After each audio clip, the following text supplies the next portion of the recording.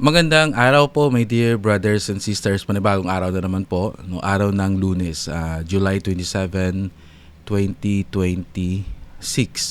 Yung ating topic po ay nasa ano na po tayo, ano? July 20 oh, July 27 hanggang August 2. Ayun. So dito po ating matutunan, I am doing a great work. Ano ba yung trabaho nating ginagawa ngayon? No? Ano ba yung parte natin sa the work of salvation?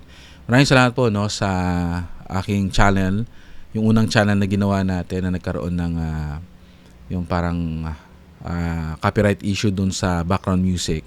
May mga member pa rin, no, na nagpapasalamat dahil daw sa Come Follow Me na nakabalik po sila sa simbahan.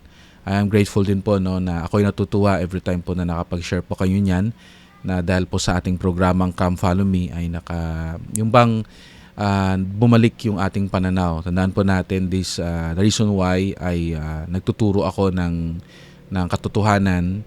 Dahil yung katotohanan, sabi nga ng Panginoon, will set us free. Free from what? Free from doubt, free from fear, free from anger, at lahat ng bagay. Kasi dito, natutunan natin na ito pala yung nangyayari sa pang-araw-araw nating pamumuhay bilang isang Kristiyano. No? Na hindi po siya nakaseparate yung church at yung pamumuhay natin araw-araw.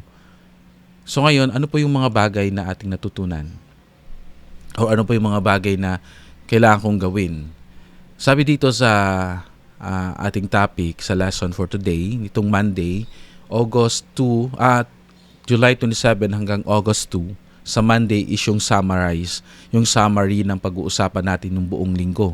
Ito'y nakuha po natin sa Come Follow Me na manual. Sa pagsisimula po, ang aklat ni Ezra at ni Nehemiah.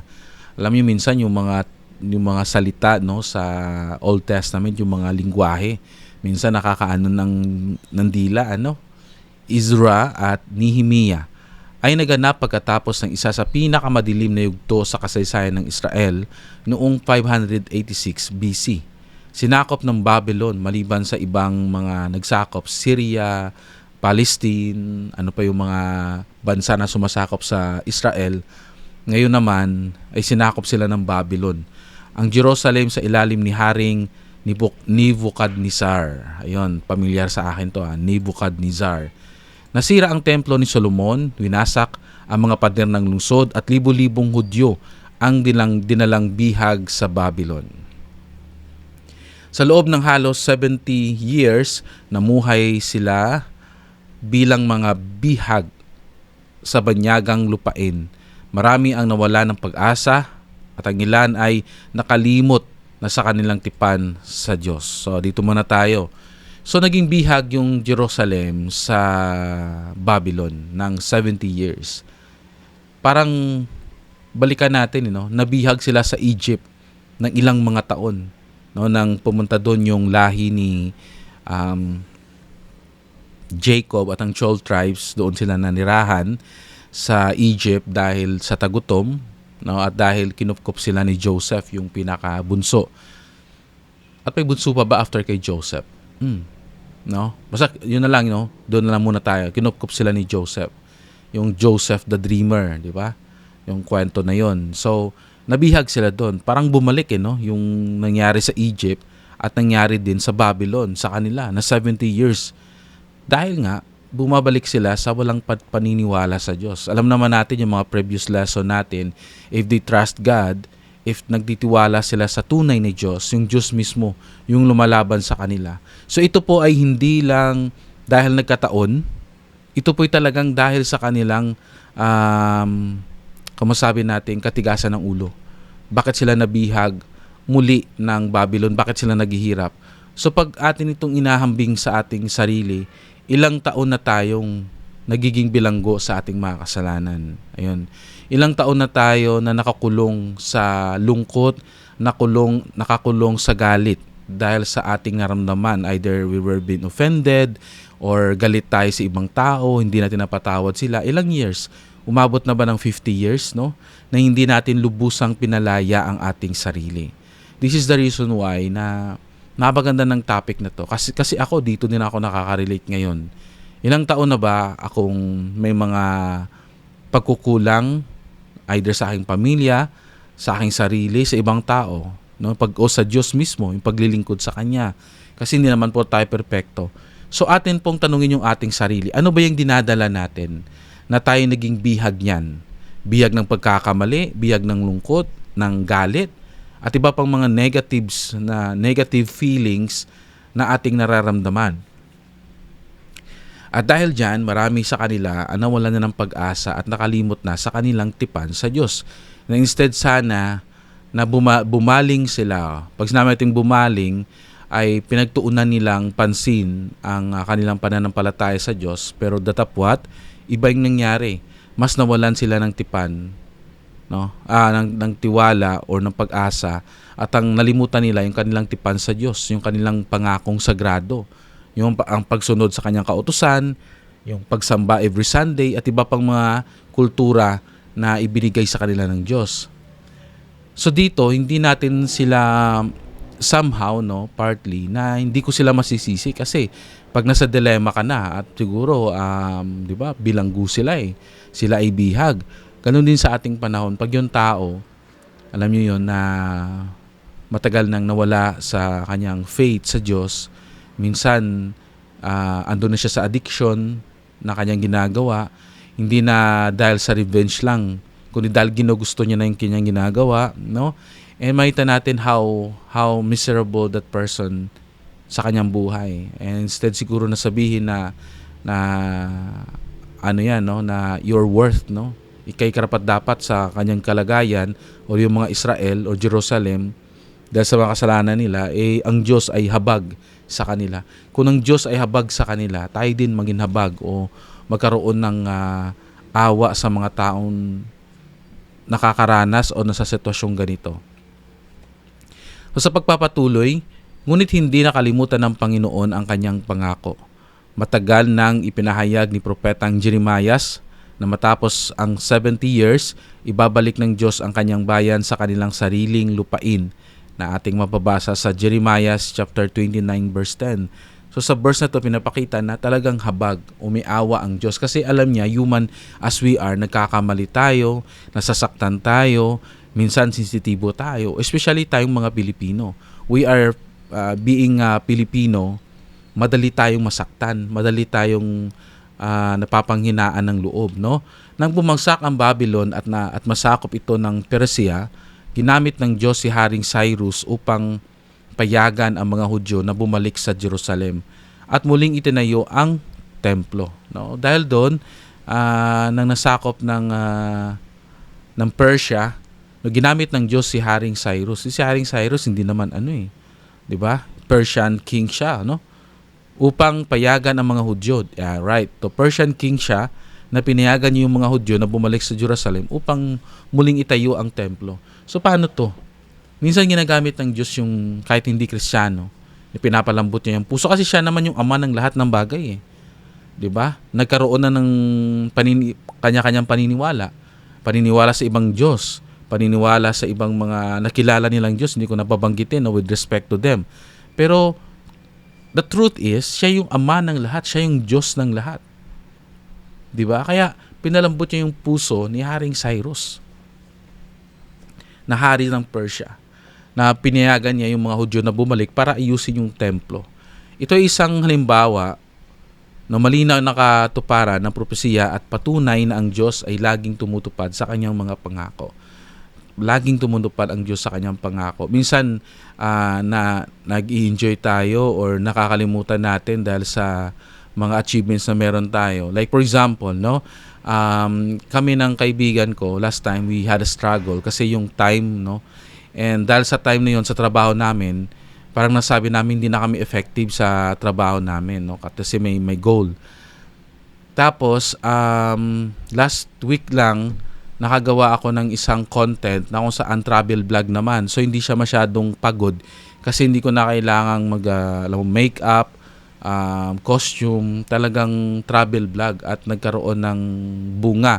Hindi pa naman ganun ka masabi nating successful talaga, pero nakikita ko yung fruit of success.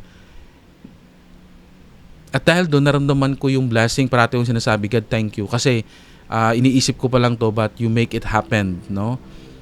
Pero hindi ako pwedeng maging kumpiyansa. Like mamaya, after nito, pahinga, konting pahinga lang. Kasi yung pasok ko ngayon, 7:30 hanggang 2:30. Pag-uwi ko sa bahay, syempre 5 o'clock in the morning gising na ako. Pag-uwi ko sa bahay, gagawa ako ng Camp Follow Me in advance. Imagine natin yon. Konting pahinga, aalis para travel vlog, no? Nakamotor lang ako, tapos dala ko yung mga camera. After nun, pag-uwi, mag-edit, spend time with the family, upo, talk to God. So, yun yung routine ko araw-araw. Imagine natin yung pagod. But dahil sa awa ng Diyos at sa kanyang grasya, nagkakaroon ako ng hope. Parati akong grateful. Even though nag-walking pa ako every afternoon nun, sabi ko, God, yung katawan kong ito, like for example ngayon, meron pa akong phlegm. No, dahil yung bata pa tayo, pag nagkakasakit tayo, bigla tayong, parang madali tayong, ang tawag doon, maayo sa masakit. Ano ba yung maayo? Madali tayong gumaling. Unlike sa edad natin ngayon, no, sa mga nakaka-relate, hello po, ano yung mga gamot ninyo, di ba? Ganun na pag nagkakaedad na, pinag-usapan, ano yung yung pamunas mo dyan na magaling sa tuhod, di ba? Ano yung mga herbal medicine mo? But anyways, let's go back. So, hindi ako pwedeng maging kumpiyansa. Nasasabihin ko, parang nagkaroon ng bunga kasi hindi na ganun kapagod, no? At nag-enjoy ako, and then nagiging fruitful yung ginagawa ko. So pag ganun yung mindset ko, instead na gagawa ako ng Camp Follow Me, di mag-work na ako, magko-content na ako, magba-vlog na ako. Kasi nga, 'di ba? Yun yung hamon ng mundo eh. Handaan natin, my dear brothers and sisters, gusto kong i-testify sa inyo na minsan tayong mga tao nakakalimot tayo. That's part of our lesson. Ang Diyos tumutupad siya sa pangako niya. Pag parati natin re-recognize yung kanyang blessing every day, kahit na yung ginagawa kong itong content, no, maliban sa Camp Follow Me, makita natin, bigla na lang, bakit maraming nanonood? Di ba? Bakit nagiging fruitful? Parati kong binibigay sa kanya yung glory na yun. God, thank you so much for giving me wisdom, for giving me pag-alis ko, pag-uwi ko, safe pa rin ako, buo pa rin ako. Thank you God na alam ko, part lang ito, pero may mga malaki ka pang plano sa akin, no, na tulungan ako maging successful. Kasi naniniwala ako mga kapatid, na hindi pwedeng ibigay ng Diyos sa akin yung karangyaan pag hindi ko siya pinaghihirapan. Kasi magkakaroon ng hindi ko i-value. Kaya naging masipag ako kasi alam ko yung Diyos tumitingin sa akin. Na gusto ko na masasabi niya sa akin, you are worth to be given a blessing kasi hindi ka naman umuupo, nagtatrabaho ako. Kaya yun, my dear brother and sister, sabi ko, hindi ako dapat maging kampante. Ayun yung words doon. Keywords doon is magiging kampante sa buhay na pag binigay sa atin yung mga opportunity, makakalimutan natin yung Diyos at sasabihin natin, dyan ka na muna, Diyos, sa gilid. Kasi may gagawin pa akong importante. Kasi yung tanong doon, quote and quote, bakit hindi ba importante yung Diyos? No? Ito po, binabagay ko yung sarili kong karanasan para po na malaman ninyo talagang in real life situation yung nangyayari po. No, kaya sabi ko sa kaibigan ko, sinabi niya sa akin, sige Dave, mag-content na tayo ng 2:30 o 3 o'clock. Sabi ko sa kanya, I cannot do that because meron akong ginagawang Camp Follow Me. No, I don't want na unahin yung iba kaysa sa Diyos kasi panata ko ito. When we say panata, that layman's term, but sa atin bilang Latter-day Saints, yung tawag natin doon is commitment. Yung totoong commitment sa Diyos. Kahit may nakakita o wala man, ay gagawin natin to. Kasi alam nating masaya tayo sa ginagawa natin. So balikan natin yung topic na, alam niyo po yun, yung Diyos ay hindi siya nagbabago-bago, kundi tumutupad siya sa kanyang pangako. Ito pang gusto ko po yung i-share sa inyo, no, sa mga miyembro ng simbahan and also non-member of the church. Yung salitang, hindi tayo nagbabago-bago. I give you an example na talagang matutunan ninyo at marirealize niyo na totoo yung sinabi ni Brother Dave. Ganito yan.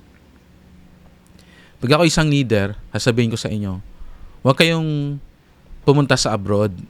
No, dito lang kayo sa Pilipinas para na matulungan natin yung branch, yung ward, di ba? Pag ganun yung sinabi natin, we need to be true to our covenant. Hindi dahil hindi mo kayang pumunta sa abroad. Dahil yun yung tama, dahil yun yung counsel ng leaders natin.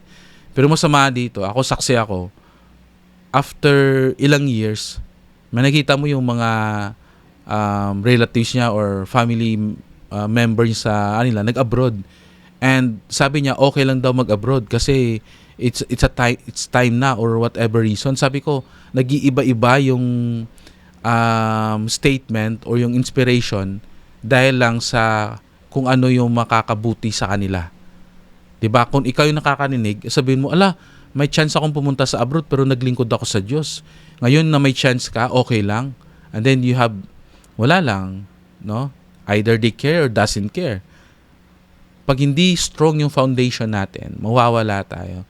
That is why, my dear brothers and sisters, it is important as a person, yung salitang, we are striving, sumisikap tayo na tuparin yung ating pananalita tulad ng ginagawa ko dito na makikita nila through our action. No, kaya kahapon sinabi ko sa kaibigan ko na if we do this content, gawin natin to hindi dahil sinabi nila o dahil sinabihan tayo ng ganito dapat, kundi gusto natin, we'll face the consequence and maging matibay yung ating pananampalataya sa Diyos. Kasi pag inalagay natin yung ating pananampalataya sa tao, madidisappoint tayo kasi in the first place, tao sila. No? May isang elders quorum, sabi niya,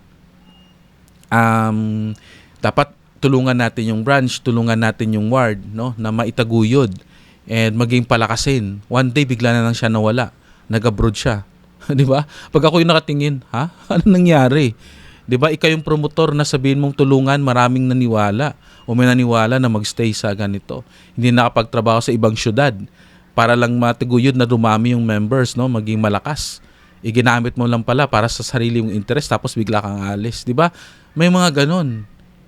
So hindi po maganda 'yon. Parang kahapon, yun yung learning experience ko na ang tao nagbabago yung kanilang pananaw depende sa kanilang sitwasyon. Pero hindi natutuwa yung Diyos doon. Ganon din sa atin, my dear brothers and sisters. Hopefully that makes sense. No? Isa pang halimbawa para ma-learn talaga natin.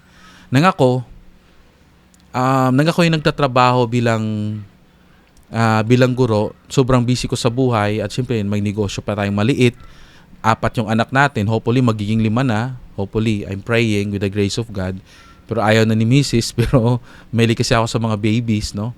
Malaki na kayo yung bunso namin, 7 years old na eh. So if we have one with the blessing of mercy of God, mas maganda. The more, mas merrier, di po ba? Kasi nasa atin naman yung Diyos eh.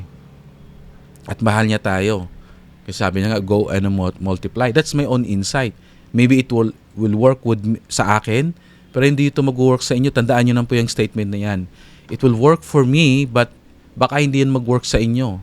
Di ba? Kaya, kailangan yung constant panalangin, yung constant pondering, pagbulay-bulay. So, dito na tayo. Balikan natin. Baka malimutan ko. Sa halimbawa, busy ako sa buhay, ganito. Tapos, sasabihin ko, ay, sabi ng Diyos sa akin, Brother Dave, or Dave, anak ko, yung talent mo na yan, yung skills mo, gamitin mo sa akin din, wag lang sa labas. May mga gamit ka dyan sa bahay mo na pinangako mong gagamitin sa paglilingkod sa akin, gamitin mo. And sabihin ko sa Diyos, tapos na naibigay sa akin yung mga gamit, mga opportunity, sabihin ko sa Diyos, God, next time na ako maglilingkod sa'yo.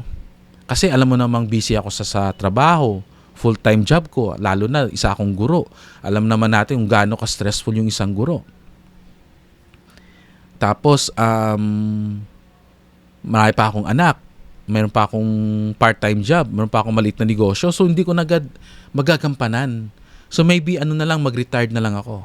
Okay. So, given. Nang nag-retired ako in the age of 65, tapos gumawa ako ng Come Follow Me. Tapos sinabihan ko yung mga youth, kayong mga nakikinig. No, kailangan maglingkod kayo ng bata pa kayo.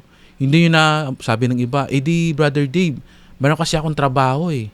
Isa akong guro, isa akong ganito, full-time job ko ganyan. At sasabihin ko sa inyo, hindi, kailangan kayo man. Ako nga, naglilingkod eh. Kasi pabor lang sa akin kasi retired na ako. 'Di ba? So may moral authority ba ako? Na i-share po yan? Wala. Ganon yung misconception natin minsan bilang Kristiyano, nawawala yung moral authority. Sa mission tawag namin moral authority. O yung maging magandang halimbawa ka no, ako sa inyo, no, or yung tao na yan sa mga taong binabahagian niya.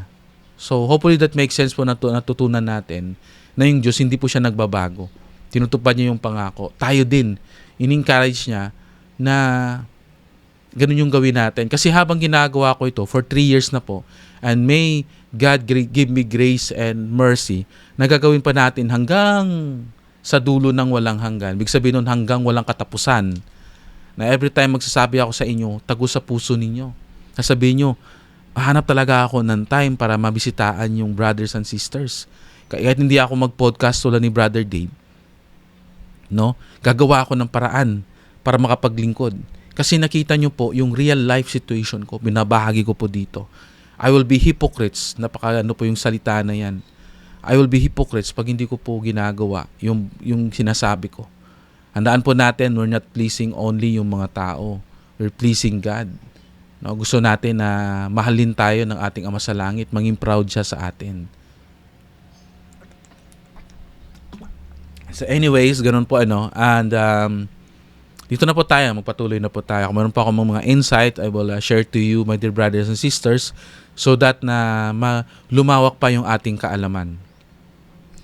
So 3 pangunahing pinuno ang ginamit ng Panginoon. Si Zerubbabel, ang nangunguna sa muling pagtatayo ng templo. Si Ezra, isang saserdote at eskriba, ang nagturo ng batas ng Diyos at tumulong sa espiritual na pagbabalik loob ng mga tao. At si Nehemiah, no?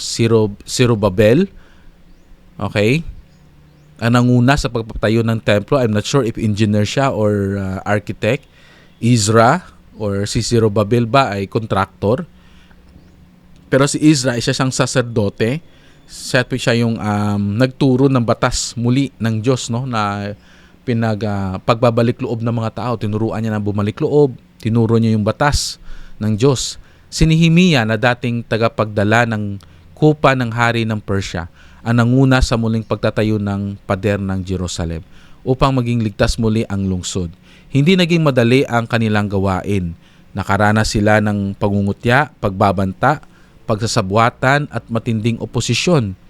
Gayunpaman, nanatili silang tapat sa kanilang misyon dahil alam nilang ang kanilang ginagawa ay dakilang gawain para sa Panginoon. Na ating mababasa sa Nehemiah chapter 6 verse 3. 'Di ba? So, makakaranas ka ng pangungutya, pagbabanta, pagsasabwatan, o matinding oposisyon. Pag lahat ng ating ginagawa, sabi ko nga, pag wala tayong paninindigan sa buhay, magsisisi tayo sa ating ginagawa. May mga member tayo na sa Come Follow Me na nakita yung vlog ko.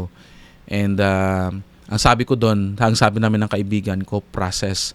Pag nasa proseso ka, maraming mga ups and downs yan. Maraming mistake ang gagawin, di ba? If you're doing an experiment, hindi sa isang buena siguro, pag isang experiment lang, talagang perfect. Pero marami kang pagdadaanan, like sa drawing. First time mo mag-drawing, pangit yung drawing mo. Marami kang hardship, maraming kailangan kang i-develop sa self mo, patience, diba? Creativity, at iba pa. Hindi biglaan, ganun din sa trabaho. Sa ginagawa namin, hindi biglaan. Pero as time goes by, doon nakikita yung aming dinadala namin sa liwanag yung mga taong nanonood. Hindi po ba? But the big question is, tulad dito, makakaramdam kang pangungutya, pagbabanta, pagsasabwatan at matinding oposisyon. Na ito po hindi nanggagaling sa labas lang. Ito ay nanggagaling sa loob mismo ng simbahan, if nakaka-relate po kayo dyan. Yung mga ganyang pangyayari ng pangungutya, pagbabanta, pagsasabwatan ng matinding oposisyon, hindi lang po yan nangyayari sa labas. Yung pinaka-big challenge sa atin na nangyayari yun sa loob ng simbahan. At dahil nangyayari yun sa loob ng simbahan, that's the reason why maraming nawawala. Kasi tinitest yung faith nila. Yung labas natin dito is matira yung matibay. At dapat po na lahat po hopefully lahat po nakikinig dito ay naging matibay yung ating pananampalataya. Na masabi natin, magsisimba ako, wala akong pakialam sa inyo. Kasi mahal ako ng Diyos, anak ako ng Diyos, may karapatan din ako sa simbahan na to. Kasi ako'y anak niya, magsisimba ako. Wala naman akong tinatapakan tao, sumusunod naman ako sa kautusan niya. Diba? Sa loob ng klase, tahimik lang naman ako. Kahit na pangit yung suot ko, madumi yung suot ko, pero anak ako ng Diyos. Ganun dapat yung mindset natin. No, ginagawa natin yun dahil mahal natin yung Diyos. Dahil diyan nagiging successful yung pagtatayo ng pader at pagtatayo ng templo. So sa kasaysayang ito ay hindi lamang tungkol sa muling pagtatayo ng isang lungsod. Ito ay kwento ng panumbalik ng pananampalataya, pagsamba at tipan sa Diyos. Ang Diyos ay hindi lamang nagpapatayo ng templo at pader. Ibinalik din niya ang puso ng kanyang bayan sa kanya. Na talagang naniniwala ako at ako'y lubos na nagpapasalamat dahil sa grasya ng Diyos. Gusto ko mong magpatotoo. Kaninang umaga, kasi yung schedule ko 7:30 hanggang 2:30. Pero sa amin po, dahil underload kami lahat, 2 oras lang yung ibang mga teacher. 2 oras lang talaga. Ako lang yung parang 6 hours. May advisory pa ako, parang ako lang talaga yung pinaka-overload. Kaya ng umaga, habang nakaupo, siguro 9:30 yun. Mga 9:30, ang klase ko ay 9:30 to 11:30. Ito yung last na tuturuan ko sa umaga. Nag-contact sa akin yung isang teacher kasi kukunin niya daw yung subject. Siguro wala siyang tinuturuan or underload siya. So, kinuha niya yung subject na yan kasi baka siguro 1 hour lang yung pagtuturo niya sa isang araw. Ako, 7 hours na, more than na.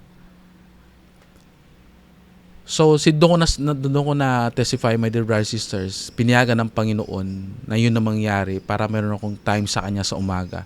Siguro sabi niya, Dave, nakikita ko yung mata mo, umiitim na. Di ba? Kulang ka na sa tulog kasi paggabi nanonood ka pa ng Netflix. Pinapaulit-ulit ko pong pinapanood ngayon is i-share ko sa inyo yung isa sa mga technique. The Chosen sa Netflix. Kung wala kayong Netflix, wag na kayong mangutang para mag-Netflix. YouTube na lang, no? Makikonnect kayo sa kapitbahay nyo. Netflix is The Chosen. Yung gumawa nun, yung director nun, I think member ng simbahan. Pero mga ibang cast doon, hindi sila membro. For the point is, The Chosen is the life of Jesus Christ na hinimay-himay nila. Pangatlong beses ko na po yung pinapanood. Yun yung comfort zone ko. No? Hindi dahil napilitan ako or nasabi nating compliance, no? But doon ko mas parang nabavalue ko ang life ni Jesus Christ, ng ating Panginoong Jesucristo. Kaya I encourage you to watch The Chosen. Talagang dibdibin nyo kasi meron ding Tagalog na na language, no? So yun. So dito ko na nakita yung parang changes, no, day to day. Kag sabi ko nga, I'm not strong without God. Hindi ako pwedeng magkaroon ng kumpiyansa. Kasi yung kumpiyansa kill the cat eh. Naging kumpiyansa 9 lives eh, di ba? Ganun din sa atin, wag akong nagkukumpiyansa sa mga nangyayari na may mga dumadating na mga blessing. Kasi minsan pwede yung maging curse, sumpa kung di natin aalagaan. So bakante ako ng 9:30 hanggang 11:30. So after ko magturo ng 7:30 to 9:30, pwede akong mag-rest sa bahay muna dito at gagawa ako ng Kampalumi. Para pagkahapon ng 2:30 wala na akong tuturuan, so makakatulog pa ako until 4 o'clock bago naman ako magtrabaho. So makita natin, my dear brothers and sisters, na yung Panginoon, yung ating masalangin, gumagawa talaga siya ng paraan para matulungan yung mga anak niya. Kung ako tinutulungan niya, how much more kayo? Kasi pareho na naman tayo, anak niya tayo eh. Yung kinaibahan lang kung sino yung malapit sa ating Ama sa Langit. The more tayong nagbibigay ng time sa Kanya, the more niya tayong pakikinggan. Either ano man yung hinaing natin, like health, yung ating kalusugan, yung ating utang. Ako, may utang din kami, no? At iba pang mga problema natin. He will make that na mas magaan, no? Even though may mga challenges tayo, pero magaan. Mas iisip natin yung mga blessing. Pag may mga araw-araw, halimbawa, pag akyat ko dito, hindi ko na pinapahon yung aircon na inutang ni Mrs. para sa akin. Kasi instead na gumana yung utak ko, dahil sa lamig, nagiging yung utak ko nagiging stuck. Hindi ako makapagsalita kasi nga naantok ako. Kaya doon ko parang nagkaroon ako ng insight doon na minsan yung mga challenges sa buhay natin, yung mga opposition sa buhay natin, yun yung nagpapa keep going sa atin araw-araw. Yung katabi mong kaaway mo na kapitbahay, Siya yung nagpapagising sa iyo para magsumikap ka sa buhay mo, di po ba? So if we look yung mga nangyayari sa buhay natin positively, and it's a blessing, magiging maganda po yung buhay natin. Sabi ko nga, Panginoon, thank you God sa ubo ko dahil na-feel ko pala human ako. Di ba? Nakaramdam ako ng ganun. Blessing din yun. Thank you God nga dahil mainit dito sa kwarto ko ngayon, sigising ako. No? Thank you God, naghabol ako sa oras kasi nga dahil doon gumagana yung utak ko, 'di ba? So ang Diyos ay laging tumutupad sa kanyang mga pangako. Hindi tulad natin bilang tao napapako yung ating mga sinasabi. Minsan umaayon lang yung ating gustong sabihin sa sitwasyon na meron tayo ngayon. Pag inactive tayo, sabihin natin na okay lang yan, maintindihan tayo ng Diyos kahit inactive tayo. Pag active naman tayo, sabihin natin dapat magsimba kayo. Naging hypocrites naman. Ang maganda, inactive man or sa active tayo, nagiging understanding tayo. Di ba? So, ang pagtatayo ng templo ay sinisimbolo ng pagbabalik loob ng puso sa Diyos. Kailan tayo babalik loob sa Diyos? Kung ikaw nakikinig ngayon at okay ka naman sa pakikinig ng Kamfalumi natin at hindi ka nagsisimba, ang tanong ko sa iyo, brother and sister, dahil mahal kita bilang kapatid, kailan ka babalik sa Panginoon? Kailan ka magsisimba? Excited ako sa pagbabalik mo. Pero pagbalik mo, talagang strong ka. Huwag mo nang tayin yung kailan yung magiging strong ka. Matagal yun. Dapat magbigay ka na ng date na babalik ako at strong ako. Na no matter what happened, kahit na anong tingin nila sa akin, I will go back. Dahil mahal ko ang Diyos. Diba? Ganon. Ang salita ng Diyos ay nagbabago ng puso. No? The truth and the word of God, the words of God, no, ay tutulong sa atin para magbago yung puso natin.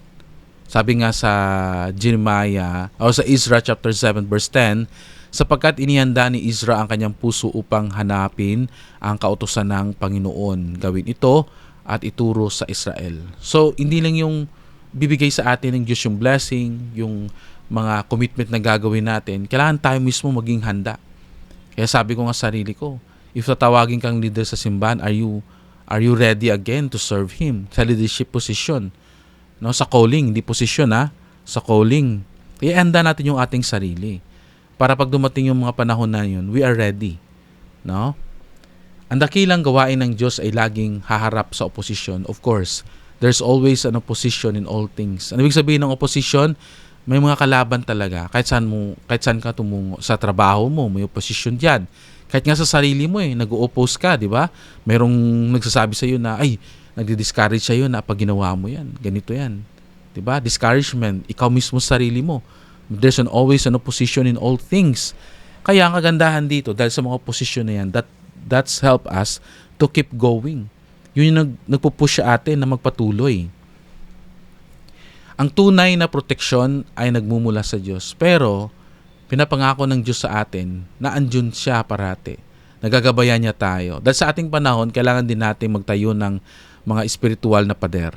Sa ating buhay, ang araw-araw na panalangin, pag-aaral ng banal na kasulatan, pagsamba, paggawa ng mga tipan at pagsunod sa mga propeta ay nagsisilbing proteksyon laban sa kasalanan, tukso at impluwensya ng mundo. So my dear brothers and sisters, alam ko po na mahal tayo ng ating Diyos. Alam ko nitong hapon na ito, of course sa July 27, kasi advance tayong gumawa nga po. Alam ko na gusto ng Diyos na magkaroon tayo ng matibay na pundasyon sa ating sarili. Na tayo lang yung makakapagsabi at mahal niya tayo regardless kung ano man yung sitwasyon natin sa buhay, nagawa, anak pa rin tayo ng Diyos, may pag-asa tayong magbago. No? Kailangan na nating tanggapin siya sa buhay natin at ibuksan yung ating mga puso. Alam ko po na sa hapon nito, let's just count our blessing. Count natin yung blessing natin na galing sa Diyos at ibibigay niya sa atin more than pa sa in-expect natin. I know these things to be true and I live this in the name of Jesus Christ. Amen.